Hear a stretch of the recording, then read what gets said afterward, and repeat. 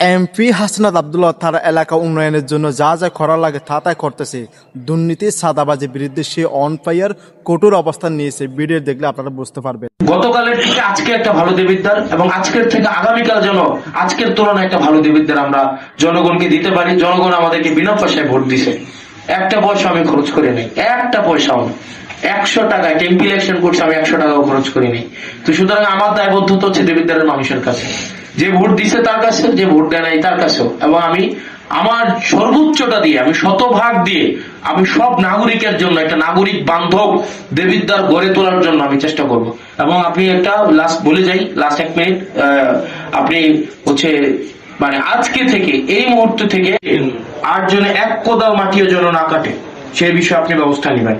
Total 5টা পয়েন্টে মাটি কাটা হয়, এই 5টা পয়েন্টের একটা পয়েন্টে যেন আজকে থেকে, গতকাল সাহস করে নাই, আজকে থেকে যেন 1 কোদাল মাটিও যেন না কাটে এবং না কাটা হয়। কারণ কোনো 1 কোদাল যদি মাটি কাটা হয়, এটার কিন্তু আপনাদের আইনগত দায়িত্ব আপনাদেরকে নিতে হবে। কারণ তাইলে আপনারা কোনো না কোনো জায়গায় প্রশ্রয় দিচ্ছেন বলেই ওনারা মাটি কাটার সুযোগ পাচ্ছে, অথবা আমরা বলবো এটা আপনার সমঝোতার ভিত্তিতে হচ্ছে।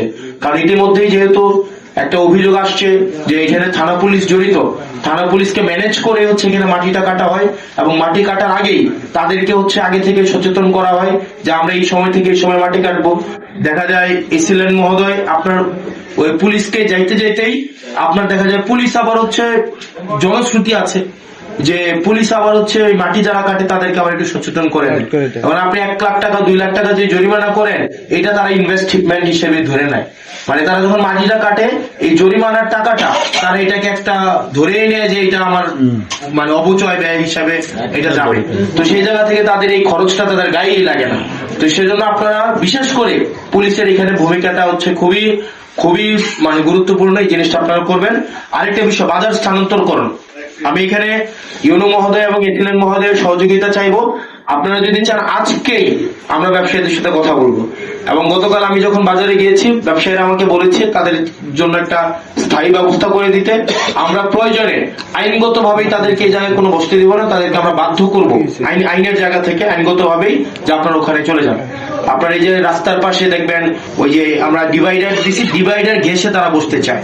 এবং আমরাও যারা ক্রেতা আছে তাদেরকে উৎসাহিত করবো যে আপনারা ওই বাজারগুলোতে যান। আমরা যদি এখানে সবাই দায়িত্ব নেই, আমরা আশা করি 1 সপ্তাহের মধ্যে কিন্তু একটা বাজার উঠানো যাবে। আমরা যদি চাই, আমরা ক্রেতার যদি প্রয়োজনীয়তা থাকে এবং বিক্রেতা যদি উপযোগিতা তৈরি করতে পারে, ক্রেতা অবশ্যই যাবে। সকালে তো আমার আম্মা আব্বারা, আমাদের চাচা চাচিরা বাজার করতে পুরান বাজার যাইতো, পুরান বাজারে ওই যে একদম এবং